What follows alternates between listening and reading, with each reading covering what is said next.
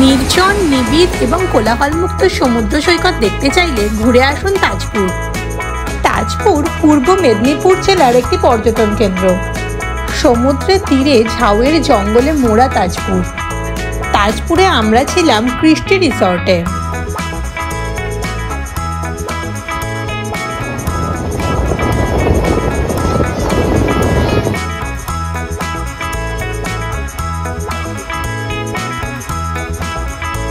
নমস্কার বন্ধুরা, আমি Sayani. Welcome to my channel Sayani's box. আমি এখন রয়েছি তাজপুর বিচে। তাজপুর এসে আপনারা কোথায় থাকবেন, কীরকম খরচ, কী ঘুরে দেখবেন, সমস্ত ডিটেলস থাকবে আজকের ভিডিওতে। কলকাতা থেকে আমরা গাড়িতে যাই তাজপুর। কলকাতা থেকে তাজপুরের দূরত্ব প্রায় 173 কিলোমিটার। সময় লাগবে 4.5 ঘন্টা থেকে 5 ঘন্টা। আমরা কলকাতা থেকে বিদ্যাসাগর সেতু পেরিয়ে ন্যাশনাল হাইওয়ে 16 ধরে পৌঁছে যাই কোলাঘাট। কোলাঘাটে গিয়ে আমরা ব্রেকফাস্ট চাই। ট্রেনে আসতে চাইলে হাওড়া থেকে আপনারা চলে আসুন রামনগর রেলওয়ে স্টেশন। ব্রেকফাস্ট করার জন্য আনন্দে চলে আসলাম। আমরা এর আগেও বহুবার আনন্দে খেয়েছি, আপনারা দেখেছেন ভিডিওতে। আজকেও আপনাদের সাথে কী খাচ্ছি, কীরকম প্রাইস একটু শেয়ার করে নিই। প্রচুর ভিড়, দেখি কীরকম গিয়ে জায়গা পাই। ভেতরে প্রচণ্ড ভিড়, আমরা তাও একটা সিট নিয়ে বসলাম। মানে পুরো বিয়ে বাড়ির মতো, আপনি উঠলে আমি বসবো এরকম বলে তারপরে বসতে হলো। মোটামুটি এখানে 1 ঘন্টা টাইম লেগেই যাবে মনে হচ্ছে। এত মারাত্মক ভিড়ের জন্য আমরা প্রথমেই জিজ্ঞেস করেছিলাম কোন খাবার তাড়াতাড়ি হবে। ওনারা বললেন দোসা। ওই জন্য আমরা প্রত্যেকেই একটা করে দোসা নিয়ে নিলাম, আর মিঠাই নিল একটা স্যান্ডউইচ। 5টা দোসা আর একটা চিকেন স্যান্ডউইচ নিয়ে টোটাল পড়লো 980 টাকা। পৌঁছলাম আমরা নন্দকুমার। তারপর কোলাঘাট থেকে নন্দকুমার হয়ে আমরা পৌঁছে যাই তাজপুর। রাস্তায় যেতে যেতে চোখে পড়ল প্রচুর সূর্যমুখী ফুল। এত সুন্দর দৃশ্য দেখেই মনটা ভালো হয়ে গেল। দীঘার সমুদ্র তটের থেকে বেশ কিছুটা আলাদা শঙ্করপুর বা তাজপুরের সমুদ্র সৈকত। রাস্তার দুই ধারে প্রচুর মানুষ ডাব বিক্রি করছে, এছাড়াও সাথে রয়েছে বিভিন্ন ফল মাখা। আমরা প্রায় পৌঁছে গেছি আমাদের রিসর্টের কাছাকাছি। আমাদের রিসর্ট থেকে কিন্তু সমুদ্র হেঁটে 5 মিনিট। রিসর্টের ভেতরে পার্কিংয়ের কিন্তু প্রচুর জায়গা রয়েছে। আসলাম আমরা রিসর্টের ভেতরে। ক্রিস্টি রিসর্টের ফোন নাম্বার আমি স্ক্রিনে দিয়ে রাখলাম।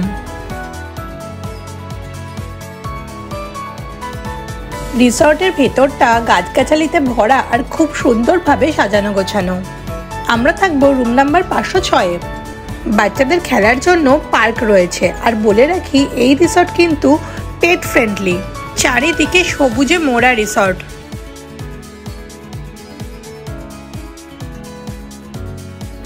চলুন এবার রুমে যাওয়া যাক। ঢুকেই রয়েছে একটা কিং সাইজ বেড, পাশে রয়েছে সাইড টেবিল, রয়েছে টিভি ইউনিট।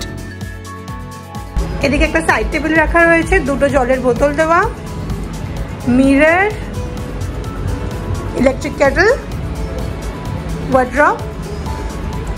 ওয়াশরুমটা পরিষ্কার পরিচ্ছন্ন এবং বেশ বড় সড়ো। বলে রাখি, বিশেষ বিশেষ সময়, ধরুন হোলির সময় কিংবা পুজোর সময় কিংবা অন্য কোনো ভ্যাকেশনে আসলে রিসর্টে কিন্তু প্যাকেজ নিতে হবে। বাকি দিনগুলোতে আপনারা পার ডে হিসাবেও বুক করতে পারেন। আমরা গেছিলাম হোলির সময়। হোলি খেলার জন্য ওনারা বিভিন্ন আয়োজন রেখেছিলেন। হোলি উপলক্ষে ওনারা প্রথমেই দিয়ে দিলেন আমাদের ঠান্ডাইয়ের সাথে ছিল চিকেন পকোড়া, ভেজ পকোড়া, আমুদি মাছ ভাজা। আমরা যেহেতু হোলির সময় এসেছিলাম, আমাদের পুরোটাই ছিল প্যাকেজে। ব্রেকফাস্ট থেকে ডিনার পর্যন্ত প্রত্যেকটা খাবারই ছিল প্যাকেজের মধ্যে। সুইমিং পুলে বেশ কিছুটা সময় কাটিয়ে আমরা চলে আসলাম আমাদের লাঞ্চ সারতে। আমাদের বাফেট লাঞ্চে ছিল স্যালাড, সাদা ভাত, ভেজ ডাল, একটা ভাজা দিয়ে দিলাম। কি ভাজা? বেগুনি। এটা কি? পটল চিংড়ি। আর এটা দিন পটল চিংড়ি দিন। ছিল রুই মাছ আর ছিল মাটন। এছাড়াও সাথে ছিল চাটনি, পাঁপড়, মিষ্টি। ঘড়িতে বাজে 4:10 আর আমরা লাঞ্চ সেরে উঠলাম। আজকে কিন্তু প্রচুর খাওয়া দাওয়া হয়ে গেছে। আমি দেখালাম, কিছু দেখাতে পারলাম না, প্রচণ্ড টায়ার্ড।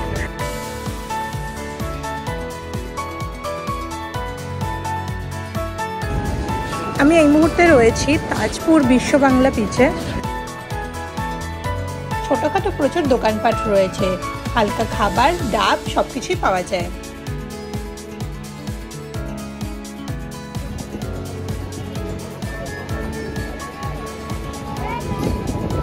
তাজপুর বিচটা কিন্তু খুব সুন্দর। এই মুহূর্তে ভাটা চলছে, প্রচুর মানুষ নেমেছে, এখানে কিন্তু স্নানও করা যাচ্ছে। আমি একটা শেল পেয়েছি, ঝিনুক। এই বিচে কিন্তু বোট রাইডেরও ব্যবস্থা রয়েছে, ওদিকে ছোট ছোট নৌকা রাখা রয়েছে, ওতে করে আপনাদের নিয়ে যাবে। মন্দারমণি বিচ আছে ওইদিকে। পার বোট 600 টাকা করে চাইছে, একটু বার্গেনিং করে নেবেন, কম বেশি করে নিয়ে নেবে 500-400 টাকার মধ্যে। এরপর চলে গেলাম তাজপুর মেরিন ড্রাইভ বিচে। এটা ক্রিস্টি রিসর্ট থেকে একদমই কাছে।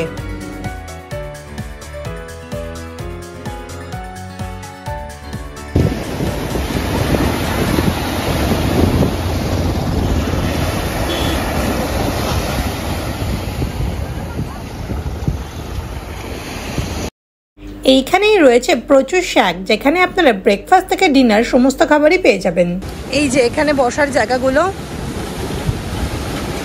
একদম ওপর থেকে বসে বসে সমুদ্র এনজয় করতে পারবেন। চলে এসেছি একেবারে সমুদ্রের পাড়ে।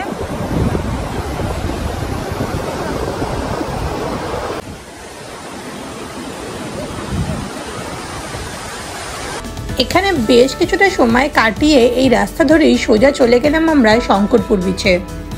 তাজপুর থেকে শঙ্করপুরের দূরত্ব কিন্তু খুব বেশি নয়, আপনারা 10 মিনিটের মধ্যেই পৌঁছে যাবেন। শঙ্করপুর বিশ্ব বাংলা বিচও কিন্তু বেশ সাজানো গোছানো।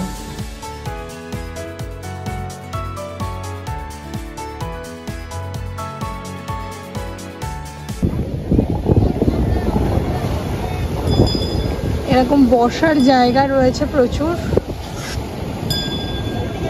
দোকানপাট, জিনিসপত্র বিক্রি হচ্ছে এখানে। আমুলের আইসক্রিম কাউন্টারে আমি ডাব খাচ্ছি। হ্যাঁ, এখানে কুলফিও পাওয়া যায়, ডাবও পাওয়া যায়। ও আচ্ছা, পৃথিবীর প্রথম জায়গা যেখানে কুলফি এবং ডাব পাওয়া যায়। হ্যাঁ ঠিক আছে, সমুদ্রের ধারে তাজপুরে শঙ্করপুরে। না ব্যাপারটা হচ্ছে যে কে কিভাবে আনন্দ করবে, তুমি সব ধরনের খাবারই খেতে সব ধরনের খাবার খেয়ে আনন্দ করা যায়, আমরা সেটা বলতে চাইছি। সাদা মাথায় দিয়ে হ্যাঁ, আনন্দ আর মজা করতে করতে বেশ অনেকটা সময় সমুদ্রের পাড়ে কেটে গেল।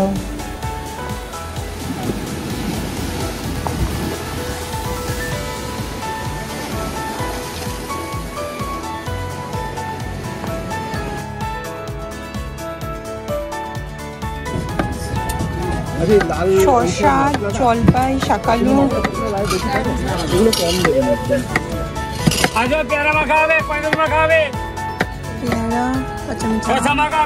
হাতে সময় থাকলে আপনারা ঘুরে নিতে পারেন দীঘা, চলে যেতে পারেন দীঘার মোহনায়।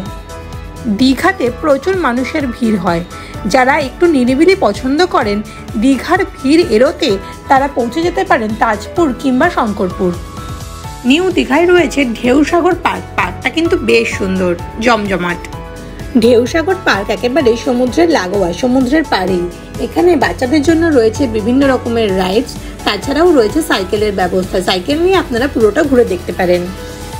আপনারা যদি টোটো করে তাজপুর থেকে শঙ্করপুর আর দীঘা ঘুরতে চান তাহলে আপনাদের মোটামুটি 1000 টাকা নিয়ে নেবে, আর যদি শুধু শঙ্করপুর ঘুরতে চান 100 টাকা নেবে।